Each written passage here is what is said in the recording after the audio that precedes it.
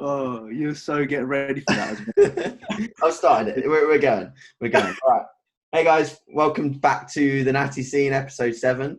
Hope you're all good and hope you've had a good week. It's back to myself and George this week for a little bit of an update on proceedings and also answering, as always, as in depth as we can possibly go, your listener questions. Yep. So, George, how is things? We obviously had a little bit of a chat before we came on. We're both in pretty similar situations at the moment, but what's going on your end? So the past week has been a little bit up and down in terms of gym performance. Just, I know that I'm due a deload, like, yawning throughout the day, which is rare for me, just feeling lack of motivation. Like I told you yesterday, I went through a phase of just, I can't be fucked. I got to a point of training where I was there yesterday and I was like, I can't be fucked. That's all, which is rarely ever like me. And I know that I'm pushed it too far. Joints are starting to hurt, like picking up niggles in my forearms, my elbows and stuff like that. I don't know where that's came from. Yeah. So now I'm in deload phase. I messaged you yesterday. I'm like, right, I'm taking a deload. Went to my gym session yesterday. I think I did four sets across 2 exercises, regressed on everything. And I was like, nah, fuck this. And there's no point me just going throughout the session because my mind just flicked and I was just in like deload mode from set 2. And I was just like, right, let's just not do this. And I just went home and forgot about that session after having my little natty rage. And throughout the weeks, things have been up and down. Recovery's just meh. I kind of know when I know that I'm due like a deload, for example, I just really, my head just flicks that switch and everything just goes deload mode and sessions are half-hearted. So now my plan of action is I've taken Wednesday off. I took pretty much yesterday off, include 4 sets as a workout at all. Going to take today off, Friday, Saturday, Sunday, and then get back to it on Monday. And that seems to work for me, the 5-day deload, sort of, or 4 or 5-day deload. But apart from that, it's been okay. Hunger's still relatively high, feeling good. Just, happy in life in general. Like I'm happy with the job that I'm doing, work-wise, like the missus, taking the dog out, all that stuff. That makes me happy. But gym's just been frustrating the last couple of weeks. And I know that I'm due a deload, so I've just taken the deload as the hardest bit for me. I don't like taking deloads. I like to just push through it. Yep. But my body just bites back at me, like, especially last couple of nights. Well, not last night, but a couple of nights before, my sleep was just broken. Like every 2 hours, I'd be waking up. And it's just, when I know my sleep is like that, that's when I'm due a deload. And I just sacked it in yesterday and said, yep, deload is due. Other than that, I'm all good, mate. I'm all happy most of the time and good. Cracking on what needs to be done. Good. Do you notice you look any different on a deload as well? Like, do you notice visually you're looking more watery or soft or anything like that? I know you're in off season, so it's not as much as you would in prep, but do you notice any difference? The only thing I notice is my pumps are not as good. Yeah. I'm nowhere near as, like, for example, when I come out of a deload, I'm way more sore quite often. I'm not sore at all. Even if I'm doing, don't get me wrong, I don't chase soreness, but if I do something in regards to progressing a lift or something different in terms of maybe implementing a few different exercises, I'm typically sore from just implementing 1 or 2 movements, which my body's not used to. But right now, I'm not sore at all. It's just more just injuries are starting to pick up. In terms of looking different, I wouldn't say it's hard to really tell, if I'm honest with you. I don't think I look much different, but I just lack a more softer look. Like, as you mentioned, a bit of a watery look. Yeah. Then obviously over a deload, I always just look like I don't train. I turn to like an overweight, skinny child, and I don't have that pump factor to what happens when you train. Yeah. But no, yeah, I tend to feel not much difference now, but I just look like shit when I know I need to deload, which is annoying. But it is what it is. I don't really look at myself often much. Like I normally shave my body every 2 weeks. I've shaved my body for about 4 weeks. Bushy is I'm growing hair where I've never grown hair. You know what I mean? Like it's starting to turn into like a werewolf. That's the issue with shaving yourself, though. Like the moment you start shaving yourself with that level of consistency, you're just going to grow it back so much more, and you're going to get like more and more and more to the point where if you don't shave, you're like some fucking werewolf.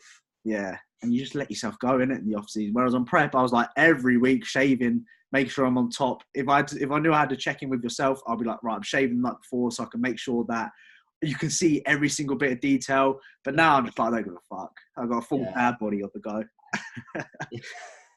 Yeah, that's fair enough. I can't remember the fucking last time I shaved. I think it was because when I did my mini cut, I was shaving a little bit more frequently because you just like to, because you know that it's going to make a difference to the photos. Yeah. Like right now, it makes no fucking difference. Like you shave and you're like, oh yeah, I'm still fat.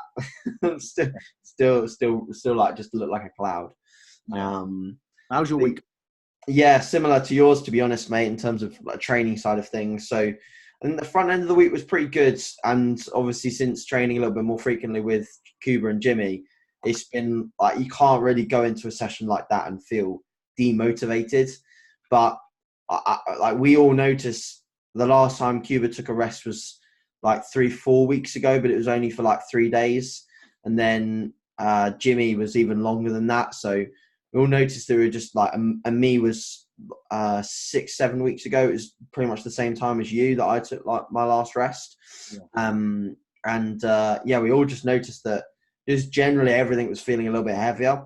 And we were talking about our sleep and our appetite. And this is why it's like, I'm liking having a little bit of, training partners now and again on like pull and legs, because you get to chat with someone, and obviously, for you get to chat with me, and it's like a coaching relationship, which is good because it allows you to think a bit more.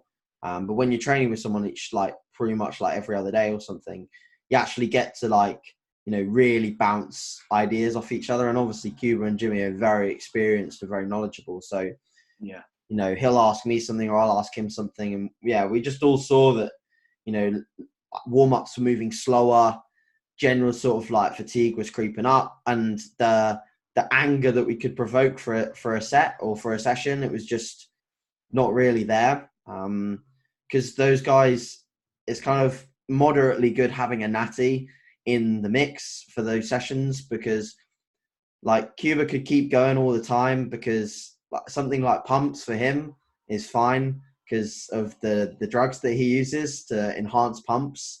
You just get crazy pumps anyway. So he said to me, like, I'll just ask you how your pumps are, and then that will tell me that I need to deload.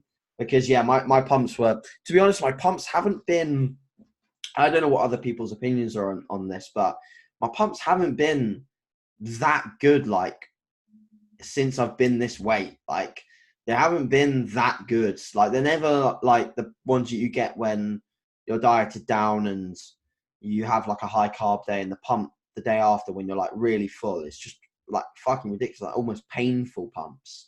I've not had like painful pumps in an off season really, because I feel like the insulin sensitivity is of course much lower, and that reactiveness to glycogen is just so much different. So I don't think people should necessarily worry. Like, if someone listens to this and thinks, oh, I'm not getting a pump, I need a deload. It's not necessarily that. It's just like, that's one factor of multiple factors that play into when you need a deload. Like George has obviously mentioned the interruptions to sleep. You mentioned the motivation to training. You mentioned the strength loss, like regressions. I was talking to Danny, like, I was almost making a joke of it. Like, my favorite is when you need a deload so bad, and you're trying to retain everything so badly, and I love it when you regress in your numbers, so you go backwards in numbers and your form is worse. that's when you really know that you've like fucked yourself into a hole. Yesterday. Yes. Form was awful. I was just moving weight. I was like, yeah, just try and get 7. Yeah. Form's worse. Numbers are worse too. And you leave the session thinking, fucking hell, what am I even doing? And it's nice to almost like, for you, it'd be good next time to try and nip that in the bud before you have a session like that, because it's kind of nicer to end a phase of training on a good note rather than a shit one. Because leaving that session, you must have felt frustrated, annoyed, and I prefer leaving at the end of a deload, like at least on retained numbers. So yesterday's session with Paul, it was, I retained my top set on deadlifts, but it felt much harder and it moved slower. And the back off I retained as well, and it moved actually pretty similar to last week. I always find the top sets, the heavy loading sets, are the ones that will regress, because you just can't fire it up like I was talking about before I went on this tangent. You can't get that anger or that emotion and pile it into your session, because you're already quite like neurologically drained and tired, and your emotions just aren't in a place of like readiness. And I love that feeling when I'm like really fucking confident and I can attack a weight. Because for some of those top sets, if you don't attack it, you're not going to progress, and you might not even retain your numbers if you don't attack it well enough. So yeah. But the week itself wasn't bad. I still took some progressions on things, and some retention, some isolation things progressed and things like that. Other signs that I need a deload is I'm like started to get a bit sick, which is annoying. Like not proper sick, but my throat and my chest seems to be like congested. I'm not sure why, but I've had 3 other clients check in like over the past 4 days, and there must be something going around, because they've all said my throat's fucked. They haven't got colds really or anything like that. They've just said like throat and chest is fucked. And it's just really annoying. Like halfway through the day, after like speaking for a while on check-ins, my throat's in agony, and I'm like, brilliant. Like this is annoying. Yeah, I'm hoping that will fix itself and everything else is all right, though. I'm not injured. I'm not crippled. Cuba's hurt his pec, so he's resting that up as well, because he doesn't want to do fluffy shit like flies and every session he'll get so pissed off.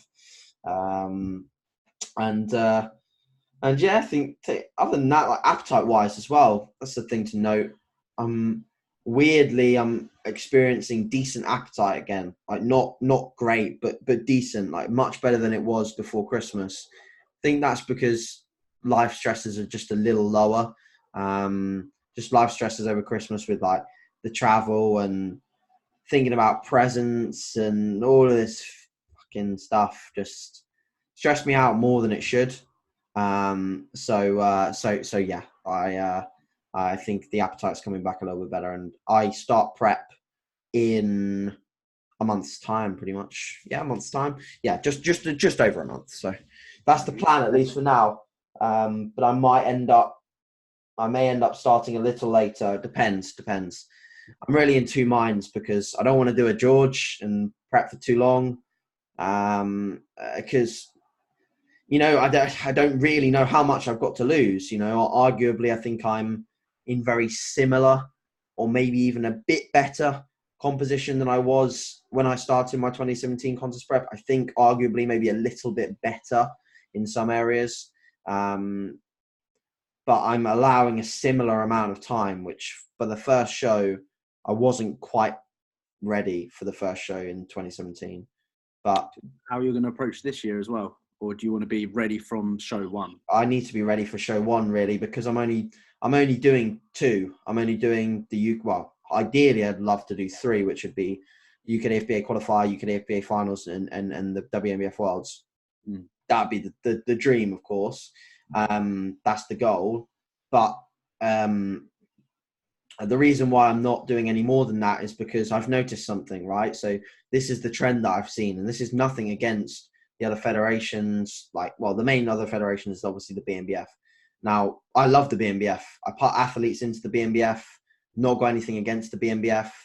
But the thing that I've noticed is that every single person who wins a title, like a UK title, I don't think anyone in the last 3 years that I've known the sport has ever won both of them.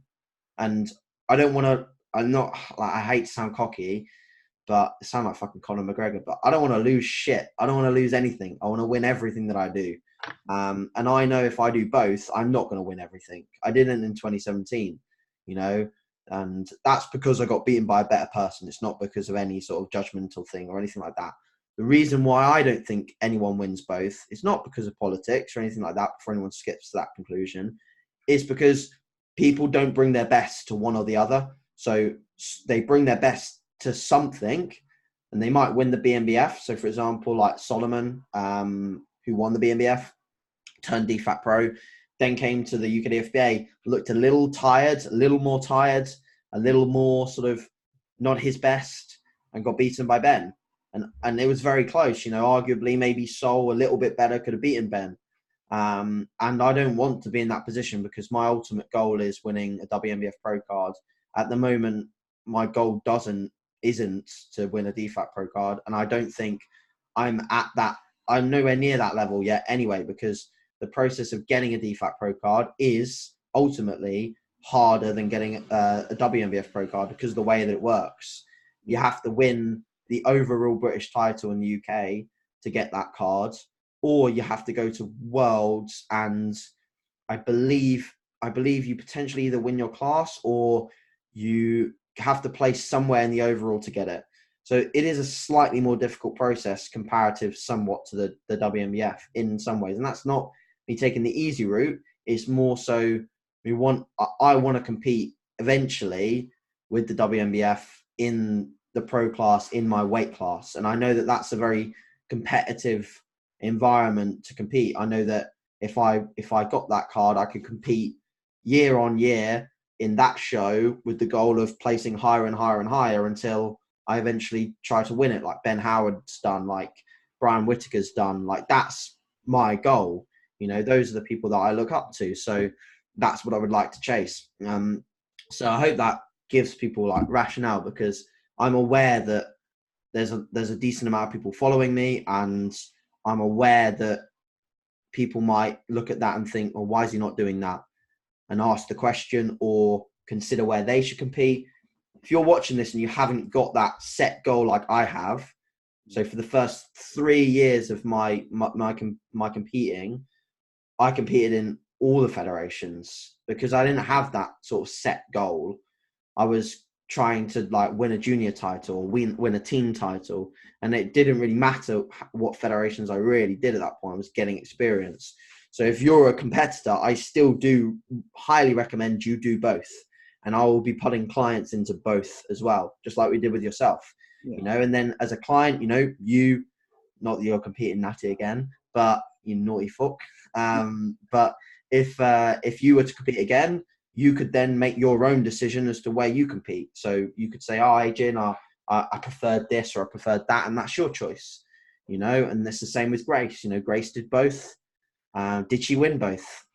No, you know. But then she could choose now where she goes next and what her goals are, and she has, you know, and that's fine. So yeah, hopefully that sort of explains things, because I don't want to sound like I'm some sort of like a hierarchy of competitor, that it matters more what I'm choosing. But I am aware that I've got a big following that are natural and that want to choose where they compete. And I don't want to seem like I'm pushing someone in one direction or anything like that. I'm not, because I'm supportive of the sport in general. So essentially, you've surpassed that stage of finding what federation is best for you, and now you've found what route you want to go down.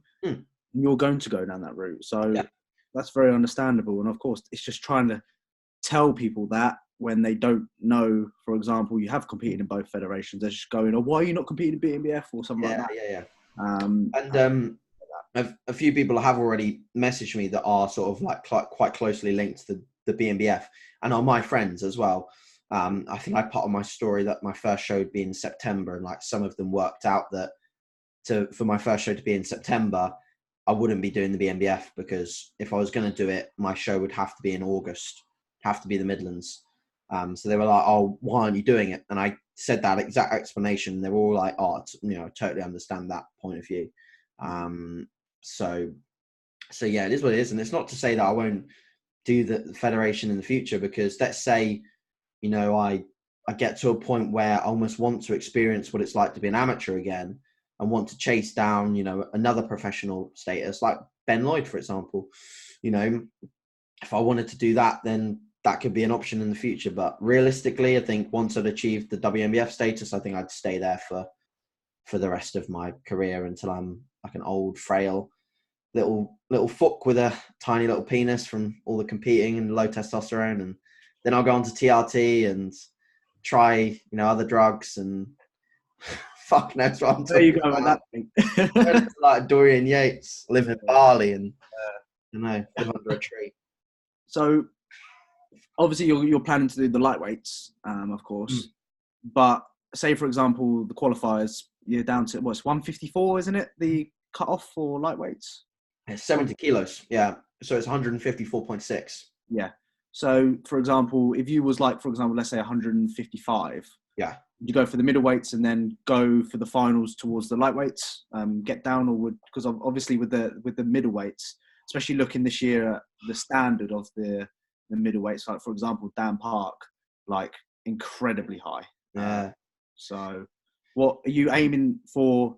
Are you going to dig down for the lightweights to begin with, or are you going to say, you know what, if I fall into the middleweights, I'm not really too bothered. As long as I qualify for the finals, I want to get down to the lightweights. Yeah. So I think in the scenario where I'm ready at like 156, so 2 pounds above, I'd quite happily do the qualifier as a middleweight and accept that I can lose 2 more pounds by the finals and not do anything stupid for the qualifier just to get under 154. Then let's say we come to the finals. Excuse me, I just have some Diet Coke.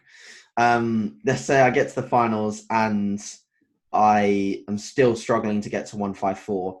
That's when I implement some sort of like John Meadows tactic to get under, because I'm not realistically going to win the middleweights at 156 unless for some reason I get all the body fat off me and I do look crazy improved somehow, like crazy improved on last time, which to be honest, if you put the numbers together, like I know that I don't look crazy impressive right now. There's some poses that look good because of where I still body fat, like the rear lat spread looks all right. It looks like it could do all right in a middleweight lineup, but all the other poses are just way off where they need to be. But I know that until I've got everything off and I see what actual muscle I have, right? So let's say I think I could be competitive in the middles, then I'll just stay as a middle and see if I can get top 3. I think top 5 would be realistic if I'm doing the middleweights. That would be a realistic goal. And then at least, let's say I did get top 5, then I'd be like, okay, well, I know I'm a middleweight now, another 2-year off season and come back and try and win it. Because arguably with my height and the rate of gain that I can already know that I can achieve in a 2-year off season, which is potentially, we're looking at anywhere between a very minimum of 4 pounds and a maximum of 8 to 10 pounds of new muscle. If I did another 2-year off season and gained another 8 pounds of new muscle, or 4 to 8 pounds of new muscle, then I'm not going to get to 154 ever again, really, am I? Considering that I looked kind of my best as a junior when I was like 149, 150, as opposed to 147, 146. So it's a kind of a hard predicament to be in, because I don't want to, do stupid shit to get down, like take 20 grams of magnesium citrate and be on the toilet all night before the finals. It's not really something I want to do or put Danny through. Like that's just going to be horrendous and will equal me looking flat and a little shit. Arguably, it's annoying in one way that they've made the finals a 2-day event, because that suggests that I did have to make 154. Let's say that the lightweights were on really late in the evening, then I could at least have the whole day to like eat up and get fluid back in after weighing in the morning. So at least I'd have a little bit of time. But now that it's a 2-day event, it means that we're going to be on not that late at all, really. Relatively early in the morning after the weigh-ins. So yeah, we'll just see. We'll just see. In my head though, George, I am aiming to get under 70 kilos. But I think the photos will be so key, because I could get to under 70 kilos. Like, trust me, I can get under 70 kilos. I could walk for days, do protein modified fast, whatever I need to do to get under 70 kilos. I'd do it. Absolutely. 100%. But at the cost of muscle, that's the balance that we've got to have. Like, bodybuilding is not just competitive dieting. It's a balance between getting ultimate condition whilst retaining as much muscle as possible. So it's like that's the game we're playing. It's not a game of how light can you get, because the game of how light can you get would be pretty fucking easy, because you just expend loads of calories and eat nothing, and that's not what bodybuilding is. You know, it's who can retain as much muscle, and that's in the gym, it's outside of the gym, it's rate of loss, it's diet breaks, it's all of these things that is what makes bodybuilding such like a challenging puzzle to play. You know, it's that's what I like about it, to be honest, is the difficulty of it. It was similar to me last year. I was obsessed of getting lighter and lighter, and I got down to 145. I think my nurse was like 144.5, and I looked my worst then. I looked my best when I was about 148, 149. And until I look back now and think, like, when I was 148, 149 pounds, which I was, about 8 weeks out, I was like, now I look really, really good there. Towards the end of the prep, when I was 145, 144, and my final show, I was 145 pounds on that particular day. That was probably my worst showing of the whole entire year, and I was just chasing that scale weight, chasing to get leaner. And at the end of the day, I didn't need to get leaner. I needed to be bigger on stage, so I needed to come in more fuller, not leaner at all. Yeah. So yeah, it's just when you're in that prep mode, it's just fat loss. But when you look back in like I am now, I'm thinking, no, that's not the way forward. When you're ready, relax. Don't need to lose any more weight. Just cruise in with what you've got, and just bring your best package, which unfortunately I didn't bring, which was annoying. But you live and you learn. I know next time round when I prep, I'm not going to be obsessed over getting leaner and leaner and leaner. Once you're ready, that's it, job done.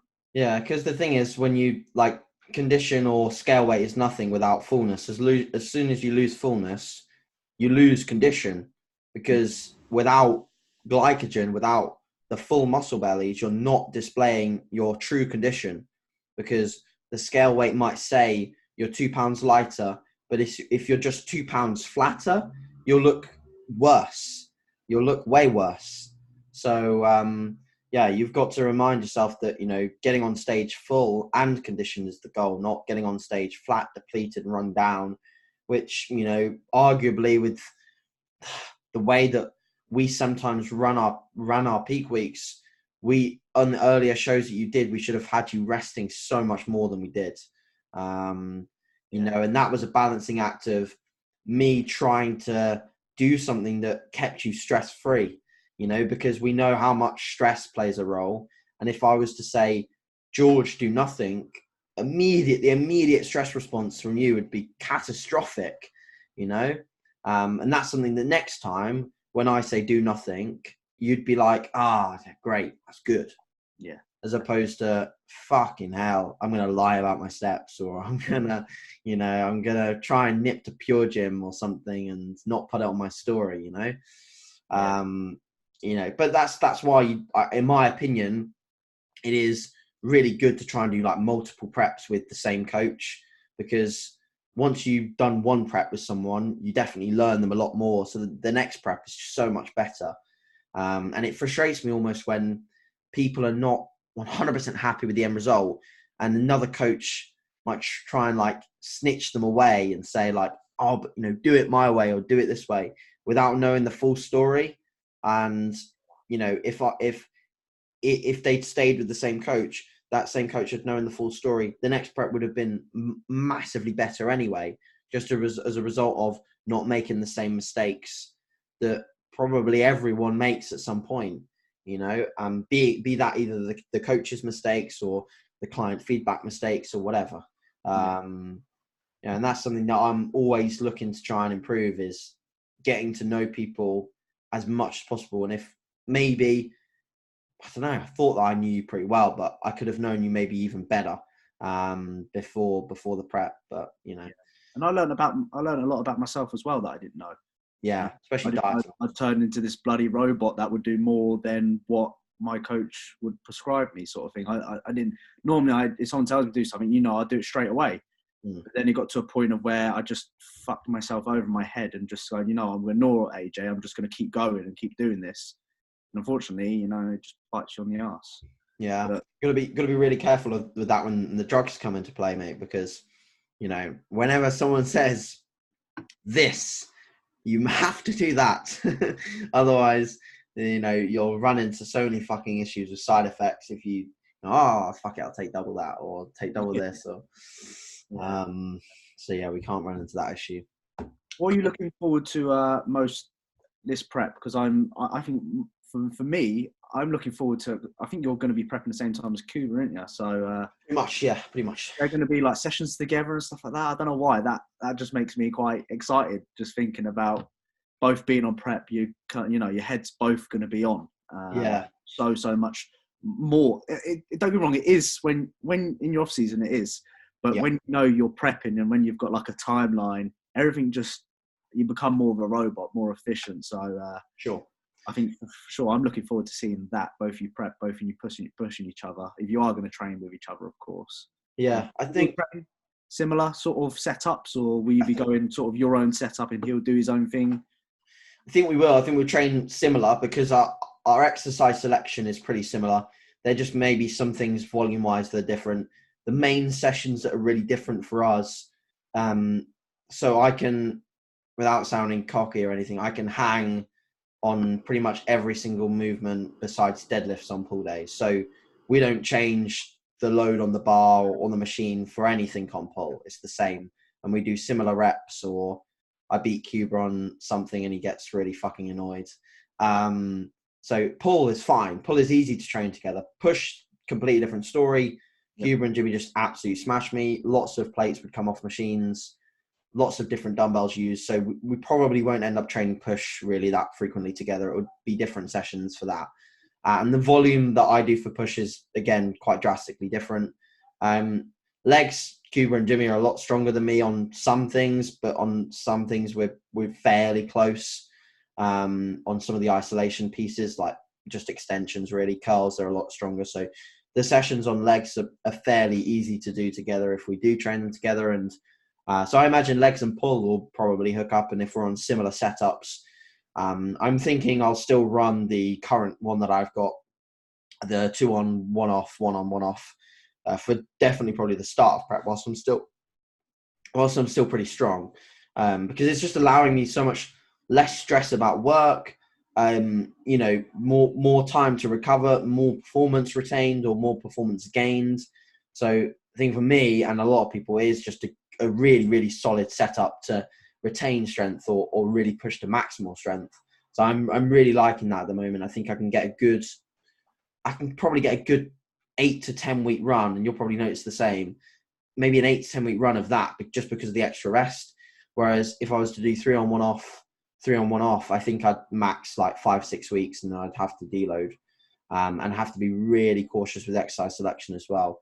So I'm definitely looking forward to that. I'm not looking forward to the fact that Cuba's probably going to get stronger his whole prep, and I'm just getting weaker at some point, because he was telling me yesterday how the manipulation of different things at the end of prep, supplement wise, allows him to just basically just keep gaining strength to a degree. He says that obviously on some things like presses will go down just because of stability and lack of body weight, but like some pulls and like leg movements even feel better just because he can move better and have everything there hormonally to keep gaining strength, which is I'm very jealous of that, to be honest, because I hate losing strength, especially when we work so fucking hard to build it, man.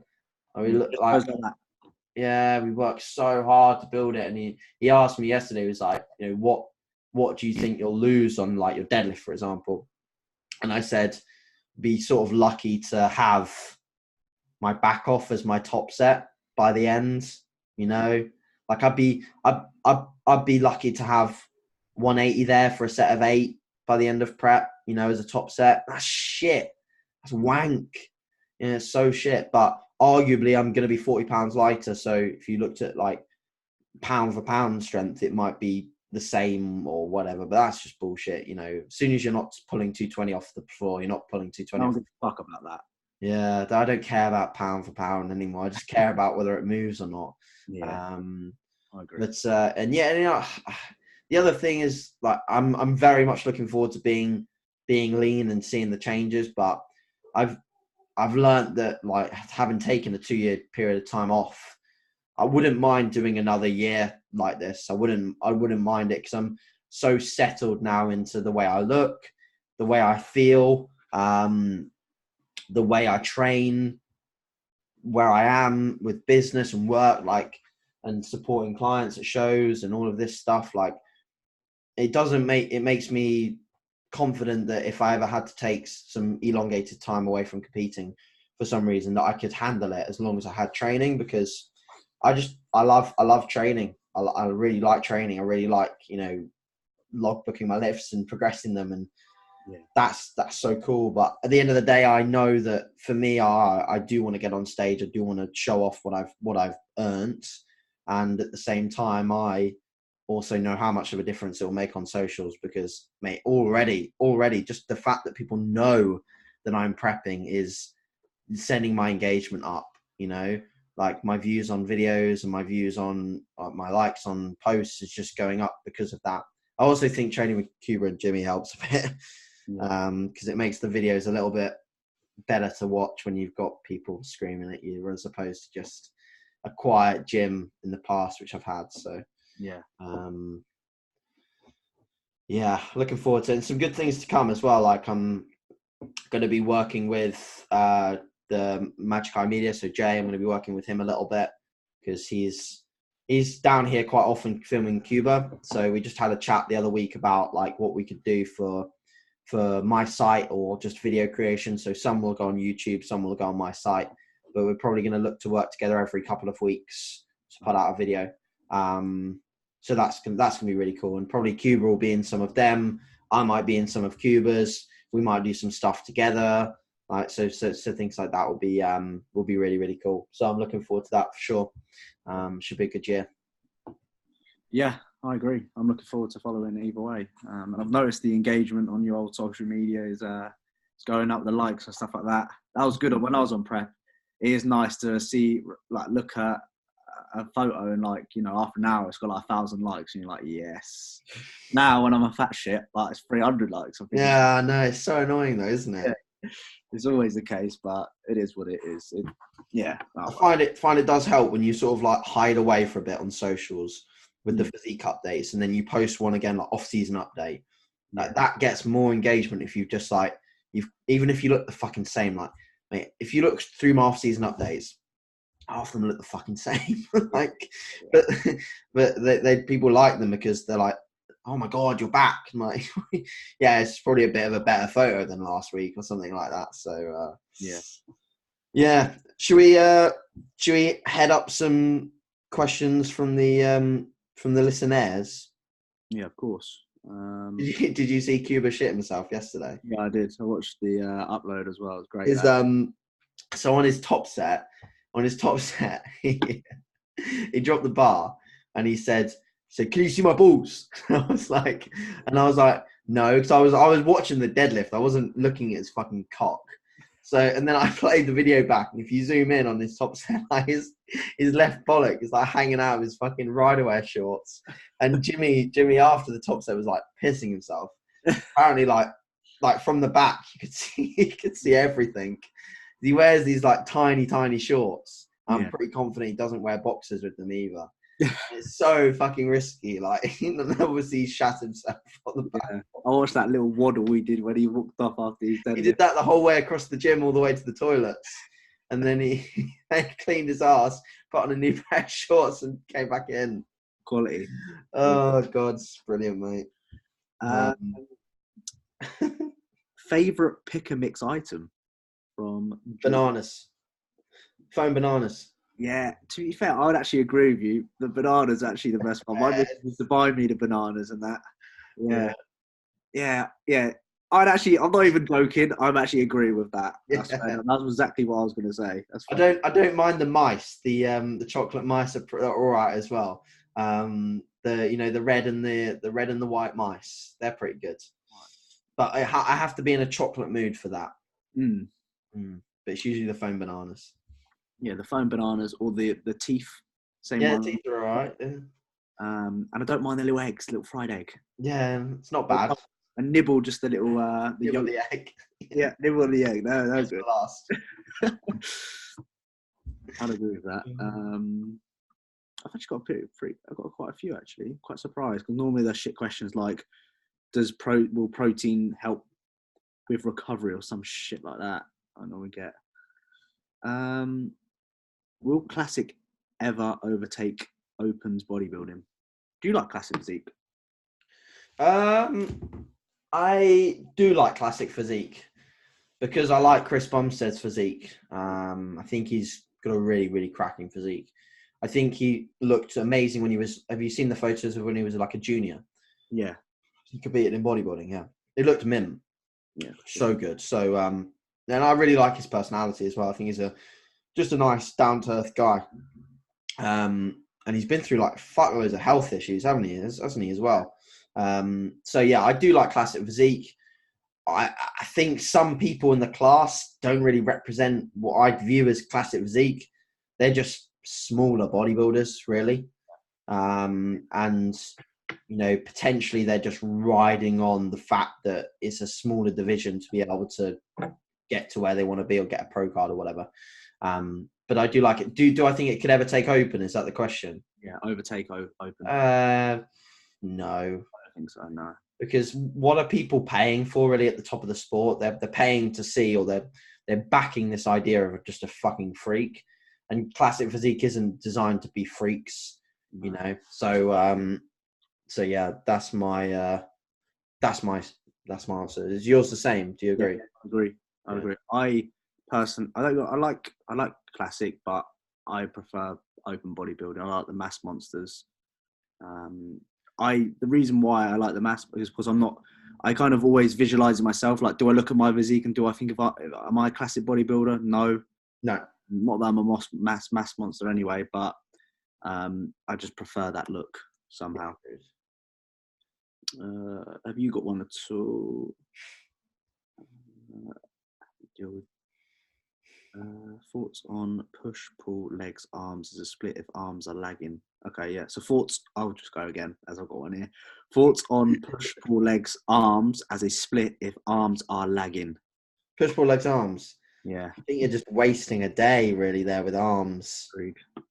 Like, just if your arms are lagging, just tag them on your other days. So there's no harm in tagging some like metabolic high rep shit at the end of so metabolic triceps at the end of pull, metabolic biceps at the end of push, and then both at the end of legs.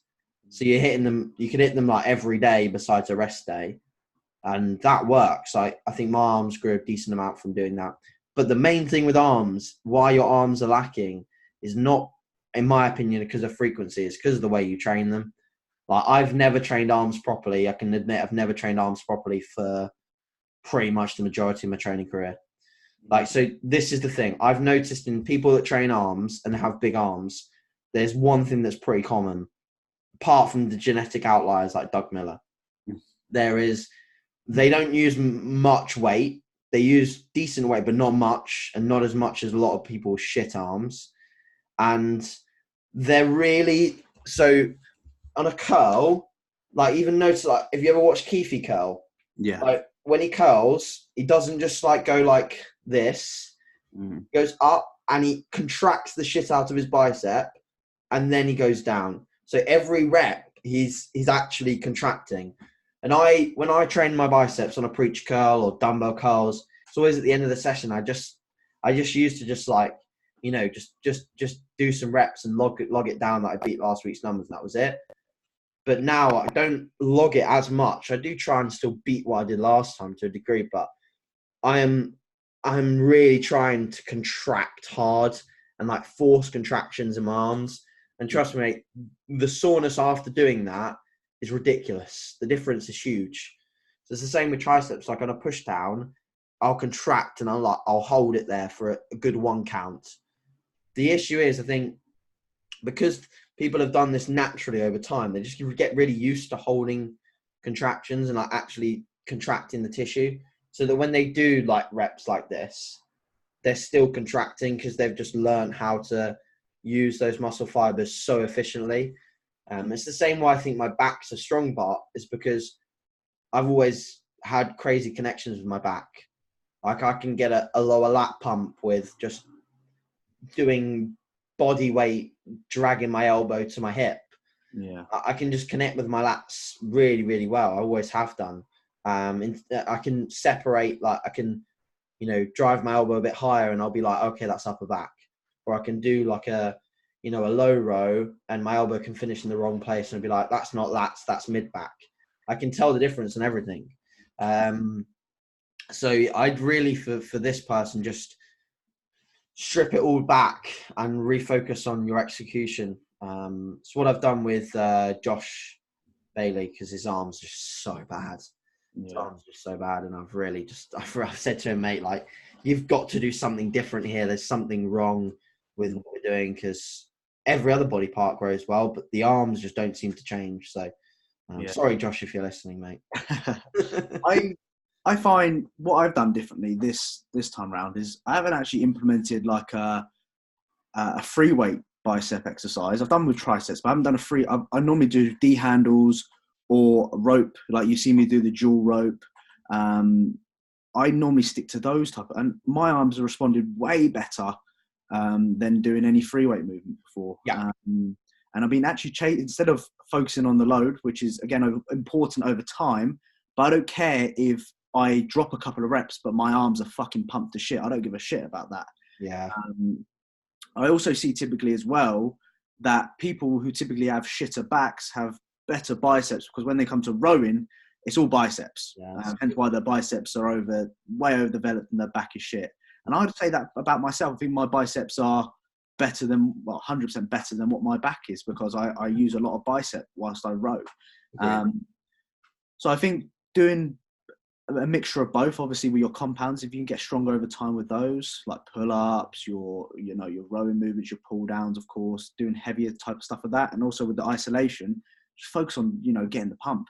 In your pull sessions, if you are overloading on these pull downs and these rows, you're already going to pre-fatigue your arms. So there's pointless half the time trying to chase logbook numbers on your arm sessions when they're already fucked from progressing the compound movements. Yeah. So have a balance between the two. But I would find, if you find that free weights, like for example, Keefe, he doesn't do any D-handle bicep curls much. Right. He does, free weights, EZ bar, dumbbell curls with hammer, whatever styles it may be. That works very well for him. But myself at the moment, I'm going for a phase of actually D-handling everything, using more of a cable stack, connecting way better there. And my arms seem to be, so obviously since prep till now, my arms look better. Bigger, I should say, not better, but it's just I find out what works best and stick to it, be consistent with it, and when things don't connect, then that's when you start changing things. I think too many people chop and change between the two, and they never build up consistency. Same with like training plans; they always want to change something in 7 or 8 weeks or whatever, and they never build up that consistency to actually know whether there's going to be a change or not.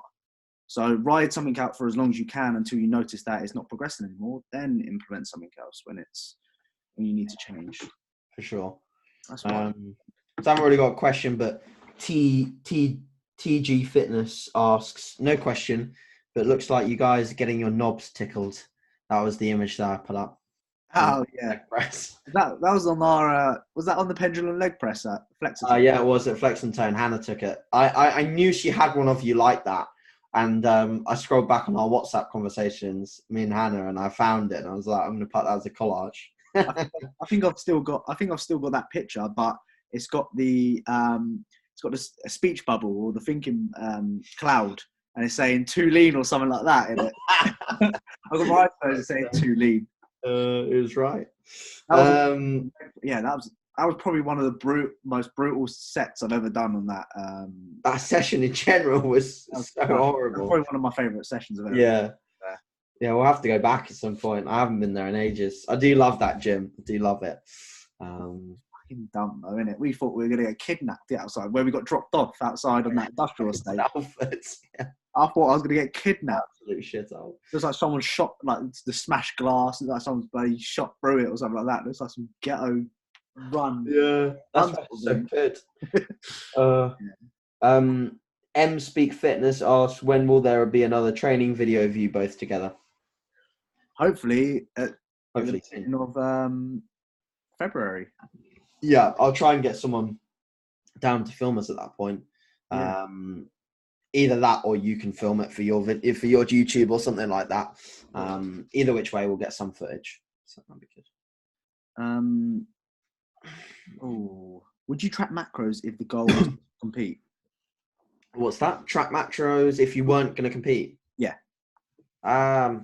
Yeah, I mean, how serious are your goals outside of competing? Like, I've got plenty of clients that are not going to compete but are still going to track macros.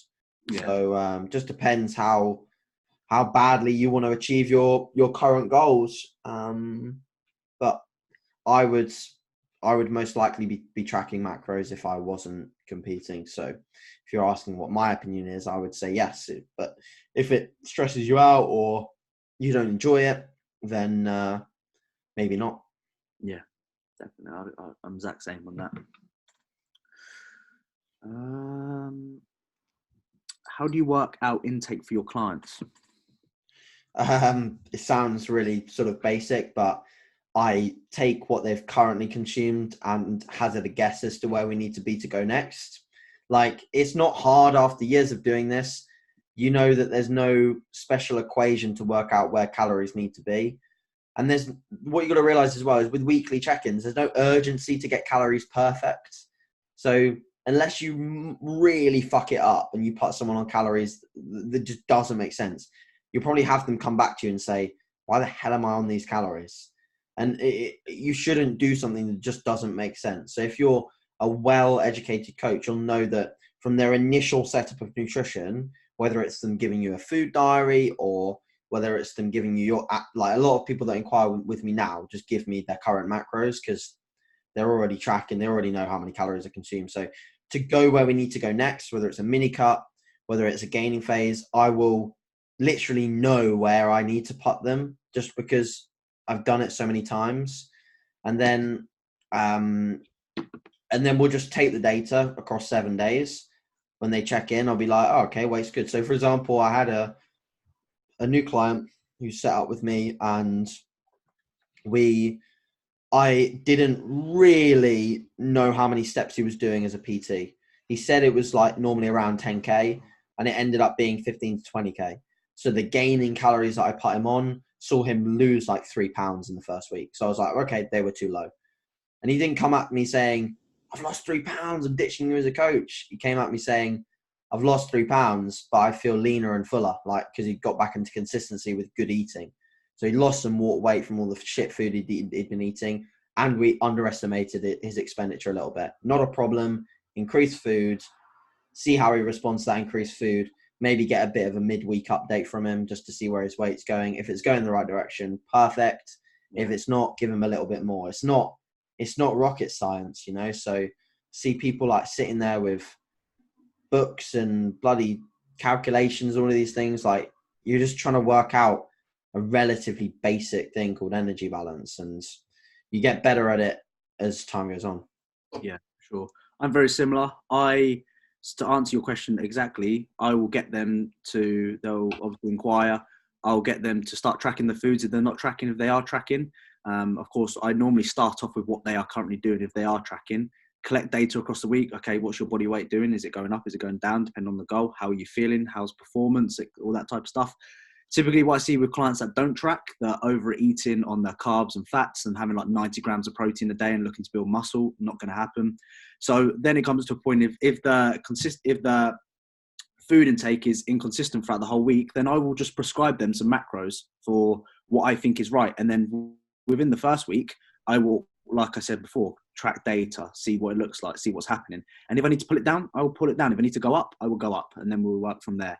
But for a client that's just, eating whatever they want every single, so one day they'll eat 1,100 calories, next day they'll have 2,200 calories. I'll just say, look, I'm just going to set you some baseline macros. This is what we're going to do. And then this is how I'm going to assess it from week one going into week 2, whatever it may be. Simple as that. No calculators or anything like that, because they are a load of bollocks. Yeah, agreed. So yeah, that's simple, straightforward, and how I'd like to do it. How it needs to be. Yep. What's the best moment of your life so far? Jesus! Who's that from? Brooke. Cool. What's the best moment of your life so far, AJ? Fucking difficult, man. I don't know. There's so many. I mean, I mean, the soppy one is probably meeting Danny. Like, that's probably one of the best things. So that's relationship wise. Personal wise, probably winning my world title is probably one of the best things, because it's just, that took so long to do and was a goal for so long that when it happened, it was like fucking euphoric. And then business wise, it's probably like 2019 and like taking so many people to success, basically. It's the most fucking stressful year of my life, but very, very, very fucking rewarding. So, yeah, those are 3, but I can't say one really, because it's unfair on the other ones that are like different. Does that make sense? Yeah. I'd agree with that. I think me, relationship wise, obviously meeting the missus, because she used to come actually see me at uni, and we got together when I finished uni, which was I met her in my second year. Actually, I know her from school. I didn't know her from school. We went to the same school together. We actually spoke at uni. She come see me at uni, and we actually got together when I finished uni, which was good. I didn't expect that.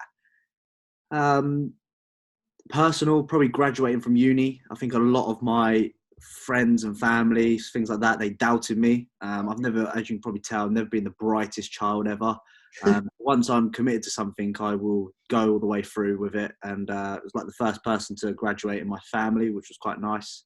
And I think business-wise is just being able to graduate from uni and go into coaching full-time. I think that was one of my biggest things. And now I'm up to a point of where pretty full, and I don't really want to take on anyone else right now, which is quite a surprise. Like, I'm in a position where I'm content, I'm happy. Like, I love doing what I do every single day. I didn't think that would happen as quickly as what it has. But I've been consistent. I've been through phases of, little less income, but I enjoy what I do. I love waking up every single day. As I mentioned in one of my questions on Instagram the other day, I love doing what I do. I couldn't imagine waking up and dreading the day. Like, I love being able to be at home now, working from my laptop, doing stuff like this, managing my own time, managing my, my workload instead of working for someone else's success, which I've never, ever wanted to do. I'd hate thinking about putting money in someone else's pocket other than mine, sort of thing. Yeah, agreed. 100%. So, cool question though. Yeah. Good question. It really sort of woke us up, that one. Yeah. Makes you appreciate things a little bit more, I think, that question. Does, yeah. Because we always take things for granted most of the time. We do. Let's take another question.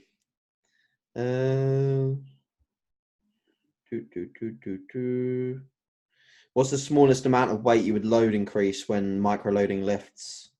So, like, what's the smallest amount of weight you would go up? 1.25. Yeah, I kind of agree. There's sometimes movement. Fuck me. Drop my phone on the keyboard. Sometimes there's sometimes movements where it may be favourable to add a little less. So if you could add, let's say, to like an OHP, you might want to add a 0.5 or a 0.75 fractional plate. I've got those because during my 2017 prep, I fractionally loaded a squat because it was just the most, I know, it's so stupid, but it's just the most rewarding thing to like have some element of progression. So I'd get like, one week I'd get 165 for 12, and then the next week I'd get 166 for 12, and like, okay, cool, I've only accumulated 12 kilos more volume, but it is something more, you know. But I'd say I'd very much agree. It's like 1.25. And there's some things where you probably don't even want to load with the 1.25. Leg press, you wouldn't put 1.25 each side on leg press, would you? Yeah, you wouldn't. No, I'd put like 5 kilos. Probably. Yeah, 5 kilos or 10 kilos, to be honest. Depends where you're at in the rep ranges. Or you could just put on 20 kilos aside and just an extra plate. Can't harm, can it? Sometimes you surprise yourself, innit? You accidentally put more on than what you expect, and then somehow you like match the reps, and you're thinking, "What the fuck has gone on there?" Been stalling for ages, added 5 kilos by mistake, and bam, I've progressed. Yeah, just shows how much leg training is like. Yeah. Nuts. What's our opinions on the junior physique class in the UK FBA roster? What, this year? Last year, junior physique. No, just this year. Yeah, it's just been introduced.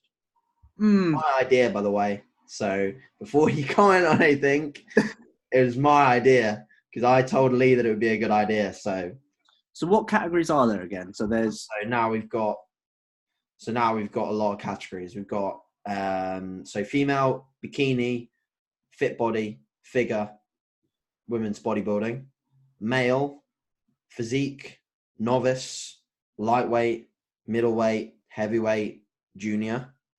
That's it. So, masters. So masters over 40, masters over 50, and grandmasters. So, a lot of classes. I mean, the shows are going to be pretty long, you know.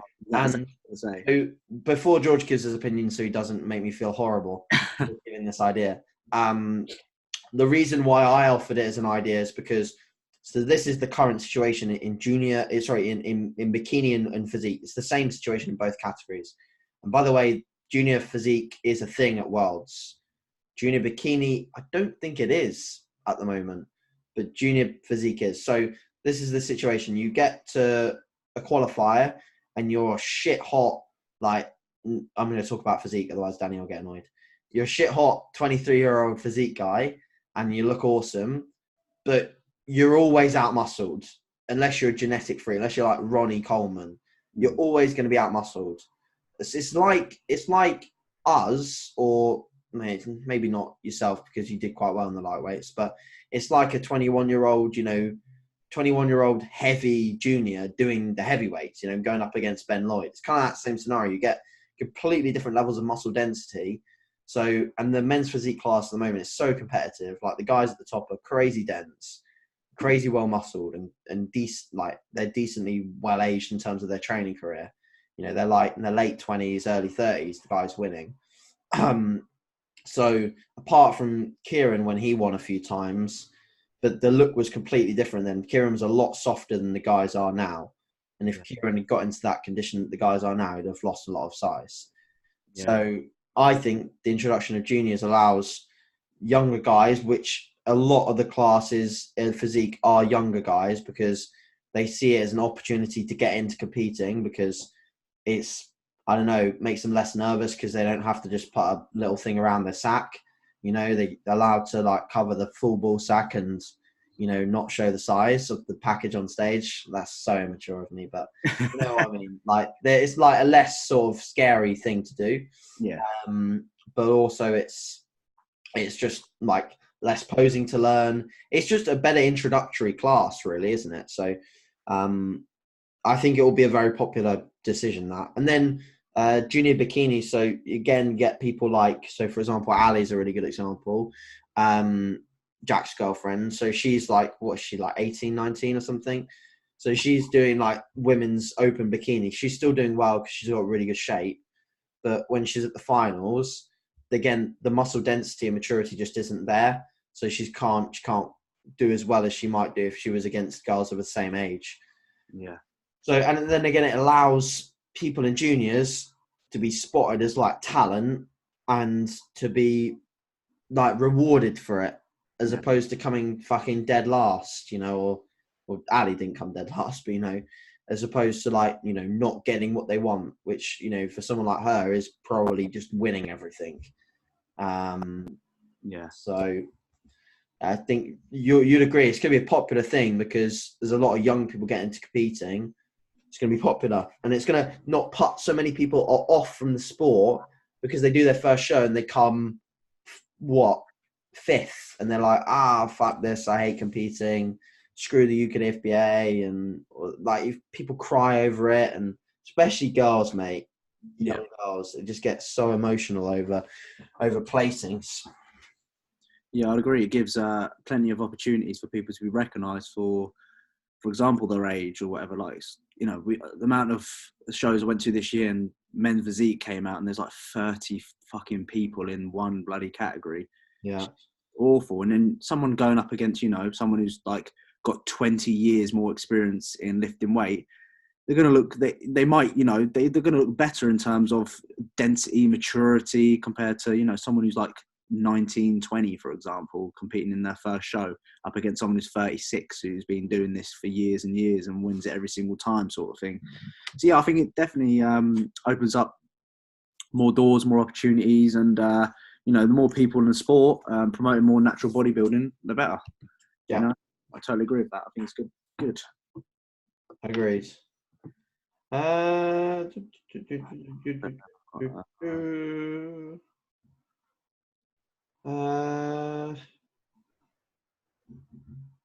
you find sometimes you overcomplicate your training? From Will. I think so. Not really. I think if anything, I simplify my training quite a bit, because once you find something that works, sort of just run with it, stick with it. I don't really change much unless I really need to, and just do some tweaks. So I don't think I overcomplicate in terms of what I do. I just think I overcomplicate in my fucking head. Yeah. As I've got deeper into this, like, I wish I had the same mindset of just going to the gym and just fucking lifting as I was when I was like 16, 17. I wish I had the same mindset then as I do now. I'm just like, oh my God, I'm not progressing. What's going on? But when I was like 16, I didn't give a fuck. I just trained, you know. And I think when I was actually younger, I still enjoy training, I still love it. Otherwise, I wouldn't do it. But I enjoyed training way, way, way more when I was younger than what I do now. Like that post on Facebook, I put on 2 plates. 3, 2, 1, go on, you cunt. Just did 2 random reps. I'll go again. Did that. Oh, you love it. I love it how you count down. You count down, and when you unrack it, so you go 3, 2, 1. Come on, you can't. And then you walk it back, and you count down again. You go 3, 2, 1, and go into the first rep. I'll go again.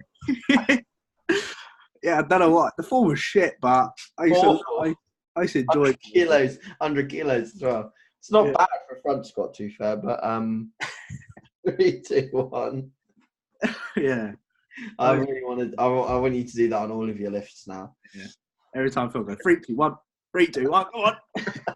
Might as well cut down on fucking 6, 5, 4, 3, 2, 1, go. Go on, you got. Oh dear.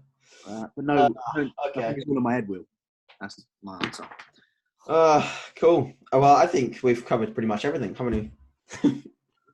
We've covered all the questions. The dog there. Yep, he wants to get in. There you go. Hello, boy. Say hello to the people. Oh dear. Cool. Fantastic. That's another episode wrapped up. Yeah, enjoyed it as always. Yeah. Thanks very much, guys, for listening. Yep. And we will see you back next week with a very special guest, of which we have not organised yet. I was thinking the story. Who's that? Yeah. I didn't even know myself. I just went, yep. Yeah, I don't have any guests organised. All right. Speak to you next week, guys. Bye.